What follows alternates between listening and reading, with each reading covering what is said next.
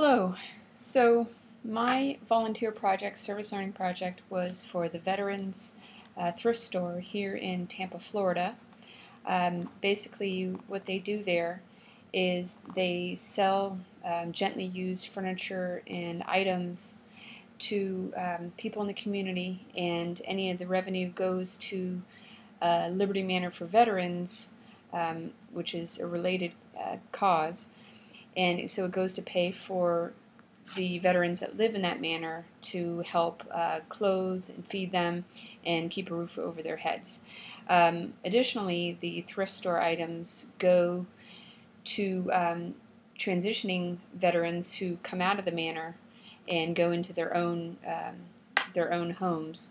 So they get kind of, first pick of the furniture and clothes items that they want, and then the rest is sold for profit to pay for the existing veterans that remain in the manor. Additionally, the Veterans Thrift Store provides jobs for veterans transitioning out of the manor or still in the manor.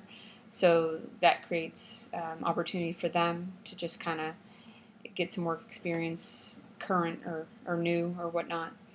The Veterans Thrift Store is run by David Lindsay, and so that's what I focused on for my project. The Liberty Manor for Veterans, which is kind of the brother project, is run by David Lindsay's wife, Connie Lindsay. So she's kind of the CEO for Liberty Manor for Veterans, and David Lindsay is the CEO for Veterans Thrift Store. So they kind of run them both together, but they have their respective duties at the individual locations. So that's just kind of an overview. The manor, it homes mostly Vietnam-era veterans, all men really. They just focus on that, helps them get back on their feet, and also Connie personally helps them get VA benefits that they might have never had or knew they were eligible for, because there's a huge distrust of the VA for these older veterans.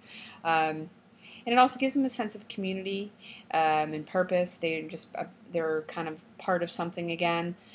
So it just really helps lift their spirits and address any underlying issues, medically and things like that. So they work well together and also separately. The Veterans Thrift Store is really, really new, so I kind of got into a big project undertaking that I didn't realize when I started there. I've helped them with so many different things, from listing things on Craigslist. I've created a flyer for marketing. I created a blog just to get some online presence. I've been volunteering every week for several hours for about 6 weeks, helping fold clothes and organize things, asking questions, trying to find areas of improvement. I created an eBay account so that they can post some of the little smaller items, but I really don't find that this is going to help them much. So I'm going to kind of address that in my presentation to them.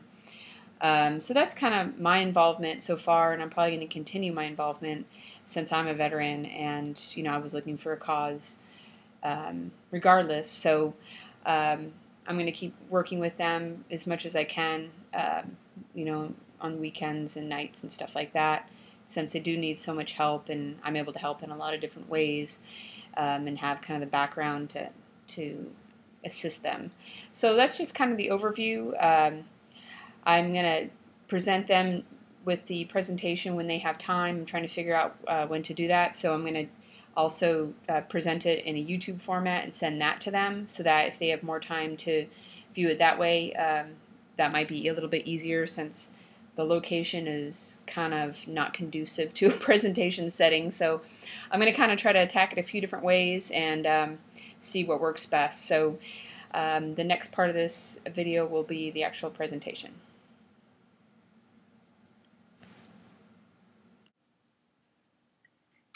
Good afternoon.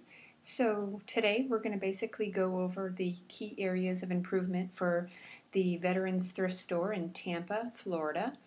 I've been volunteering at the Veterans Thrift Store, as you know, for 6 weeks, and I've done a lot of different stuff, and I've found some really interesting areas of improvement. So we're just going to kind of go through them, and a lot of different other ideas that I have, just an overview, and then we can take it from there. So During my time here, I know I've helped with a lot of stuff, the Craigslist thing, the flyer, also, helping with the eBay and doing the WordPress site. We've also had me just folding clothes and things like that. But during all this time, I've been asking questions, I've been kind of monitoring, and I've been looking around for other areas of improvement that you might not have been aware of. You might not have been aware that I was doing this. So I'm just going to go through those items, and then if you have any questions, just let me know. So basically the areas of improvement I've seen are, the biggest thing is probably communications along with leadership. In some of the business books that I've been reading this semester, I've cited particulars out of those business books. They include Words at Work, Mastering Rockefeller Habits, and then also The Wisdom of Crowds. Some other specific business areas of improvement that I've noticed are just the online presence, which I've been helping with, the technology to run the business, and tying back into online, and then just marketing, Craigslist, eBay, etc. So I know I've been helping with all those things, but those are just some of the other areas of improvement that I'd like to talk about during this presentation. Okay, so the first thing with communications, there's internal and external communications. With external communications, some of the areas I've noticed are going to be, getting the word out to the community a little bit faster. I know you guys are really new, so it's just been kind of going fast, and but that's one of the biggest things. I know you've done the Facebook account, but continuing to grow that will be big. You can also get involved with meetup.com. There's a lot of volunteer activity going on that site, and we can talk about that. Also listing your cause on volunteer websites would be another one. And then improving the thrift store website. I know I did a WordPress site for you guys, but eventually you're going to want to do a real website with all the bells and whistles, and it doesn't have to be expensive. A continued use of Craigslist. I know I've posted a lot of stuff on there, but as new things come into the store, new furniture items that are hot, you want to text those to me. I'll post them on Craigslist from my phone right away. It will happen within an hour, assuming I'm just not tied up. So utilizing that, I haven't gotten any, so I just really want to reiterate that I'm available to do that all the time. Instagram, there's another social networking site. I can create an account and we can get that going and tie that into the website, tie it into Facebook, and kind of tie everything all together in a technology kind of presence for the thrift store. Another one I thought of would be an email sign-up sheet. When people come into the thrift store, ask them to sign in, and they're required to put their name in, and maybe just their name is requirement, but you have a column for email address and phone number, and that way you can send email blasts and tell them when there's new stuff going on, and that will create repeat clientele. So, and most people won't say no to that. You have some people that won't give all their information, but they won't say no to signing in. And then also, getting more involved with maybe Christian community advertising. I talked to Connie about that, and so we can talk about that at a later time. Internal communications, the things I've noticed, just communicating with each other more in the store, asking when your workers are available for scheduling, kind of get that tied down every week. Ask them every week what their availability is. Communicating the prices of all the items to all the workers, making sure everyone's on the same page and knows everything. You don't want to keep this information in your head, or you don't want them having to call you when a client's there. You want them to already know, whether it's putting this information up on a whiteboard, an Excel, a clipboard, any way you want to do it, but they shouldn't have to call you to get this information while a client's standing there. I mean, they should just all know this. So that would be the hugest thing I noticed just when you weren't around. It's like, how much is this? Oh, I don't know. I have to call Dave. Well, they should know. So get that going on a whiteboard, and you can communicate that to them. And that way they don't have to be always bugging you and asking you for questions, which will free your time up to do other things. And then training others to know what you know. Don't keep information to yourself. They're not in your head. They don't know what you're thinking. So just communicate freely with all the information that you think that all your workers and volunteers and me, so that we should all know. Using Words That Work, that's one of the business books that we went through. When you're communicating to all your workers, you want to use words wisely. Stay on point. Don't give too many details. Don't pontificate. Keep it simple. Small words, short sentences. Don't give too much information at once, and that will help. That's kind of one of the quotes from the book. It's not what you say, it's what people hear.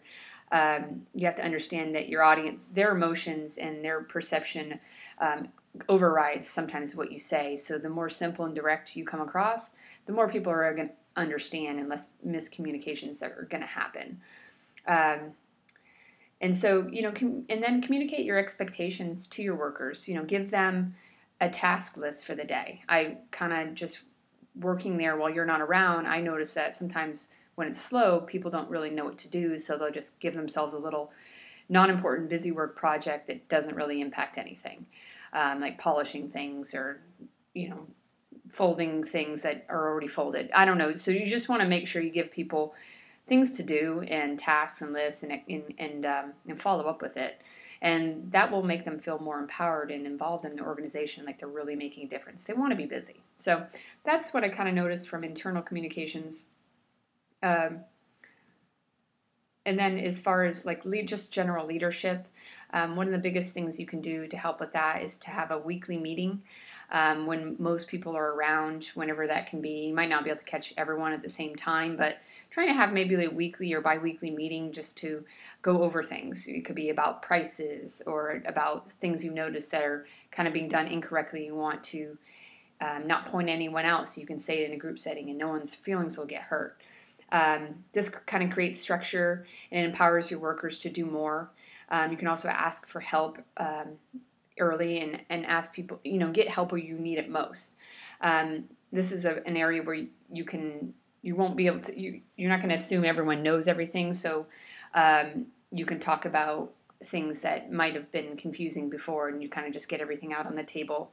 And this allows you to also capitalize on the intelligence of the group. You can get feedback from your employees. You can ask them what's working, what's not working, and they'll give you advice, and their advice is going to be good. They've been there firsthand, and they have ideas you probably don't even know about, so you want to utilize that intelligence. And also, this is a good time to do training, coaching and things like that. You don't necessarily have to do it in the group meeting, but you can go over scenarios. Like, for example, when you weren't there one time, there's this couple that drove up and they asked if we had bunk beds, and one of the employees said no, and that was kind of it. And I kind of interjected and I said, well, we don't have bunk beds, but we have lots of kids' clothes, toys, kitchen, household items. Please come in and take a look around. And they came right in, they took a look around, they bought something. And when they came in there, one of your employees handed them a business card. And I was like, oh, that's a good idea. And that made me think of the sign-in sheet. But then I also thought about, do these people even know what this place is? And I'm like, hey, this is what we're about. This is what we're doing. Spread the word. And honestly, they had no idea. Everything I told them was a surprise. So I was like, tell your friends that we're here, and please come back and see us, whenever. And they were really happy to have that information. So biggest thing is, don't assume these people coming in the thrift store know what your cause is all about and know what you're doing. 99% of the time, they probably don't know. They just happen to find you off the street and they're looking for a bargain, and they're just trying to find a good deal for themselves. They really don't care about your cause. Your cause is important to you. They're just looking out for themselves. So don't assume they know everything. Give a little education, and let them browse and do their thing. But that. And there was a coaching opportunity in there as well.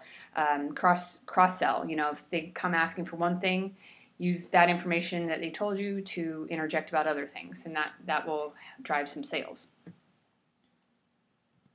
From the Mastering Rockefeller Habits book, I had some kind of notes on here of good things we can go over. One of the things is, you can't really manage people. You can only manage tasks. The rest is just showing them a vision. So just kind of a point there. Weekly meetings keep employees on track, but you want to keep them short and sweet. 10-minute huddle, people standing, not sitting. Don't let them, you don't want to be overly relaxed. This helps you get that collective intelligence from the group. You get ideas. You want to have agenda for the meeting. Ask for feedback, and again, no sitting. Just quick 10-minute huddle. Go over key topics, new information, and do that once a week, and it will make your employees feel like they're part of something really important. Another thing that Rockefeller Habits talks about is having only a handful of rules. I don't think there's really any rules in your organization, which is not a bad thing because you don't want too many rules. You don't want overly structured, though you stress people out. But you want to have a handful of rules and stick to them, like whatever you think is important to professionalism.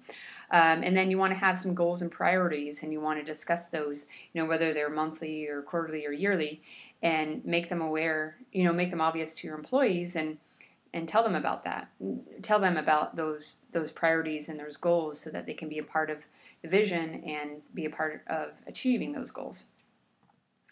The other thing is, you want to keep things very simple. Repeat yourself. Sometimes it seems silly, but in those weekly meetings, repeat things that are important. Again, have just a handful of rules and then can act consistently with those rules.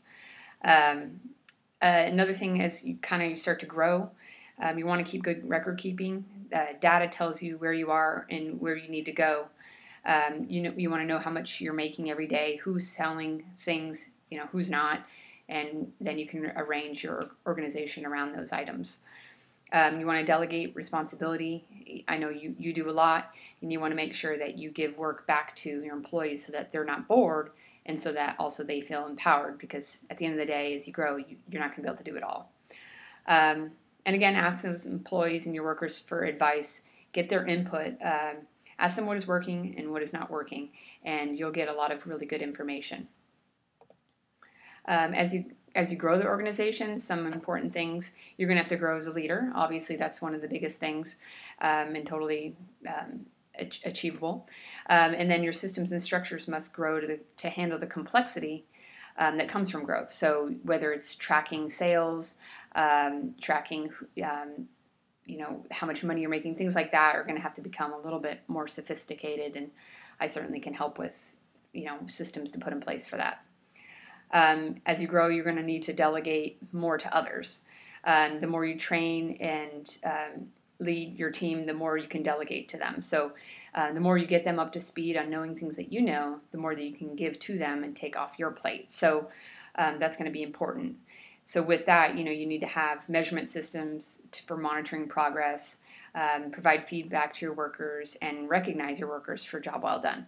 So those things are, and you've done that even with me, sending me a text, thank you for your hard work and everything, and it goes noticed. I mean, that's huge. And then also, as you're growing, having the right people doing the right things. Obviously, you wouldn't have me doing certain things that I could be doing more important things. So in recognizing that in people and growing them in areas where they have strengths. So having the right people doing the right things and doing those things right. So that's kind of another note. Kind of other ideas that I've kind of just been playing with in my head. As far as the eBay thing, I really only think we should be listing the smaller, most valuable items here, like the ring you told me about and the Prada purses. So those things I think will be good on eBay, but pretty much everything else is going to be better on Craigslist. And, it's going to be a little easier to manage as well. As far as the clothing, I would say here, don't take more than you can handle. I would start turning things away, because what I've noticed is it doesn't seem to be making that much money, although I might be kind of blind to some of that, and it seems to be the biggest time suck. So you don't want to have a lot of energy going into an area where you're making the least amount of money. You want it to be the other way around. So I would start turning away anything you don't want, anything that's just not valuable, it's not going to sell at all, and certainly don't take any winter items after March 1st, being that we're in Tampa. And when someone comes in to give you a huge bag of stuff, you can be like, hey, I need to go through this bag. I'll let you know what we need, and the rest, do you mind dropping off for Goodwill for me? And redelegate that back to them. They think they're being helpful, but that's how they can be helpful. Take what you think you can do something with and redelegate them to take care of the rest for you, and they'll be happy to do that. So that's about it as far as just some of the things I've observed, some of the ideas that I've had, and I'm going to continue to help with all the high-tech type stuff. And, I don't have all the answers, certainly, but I'm glad I'm a part of the organization, and I'll continue to help where it's needed and answer any questions you have. And, if you want to help, you want to utilize me in other areas based on this, then we can do that. But so far, I've enjoyed being part of the organization, and I think it's going to be a huge success. So thank you for having me as part of the Veterans Thrift Store.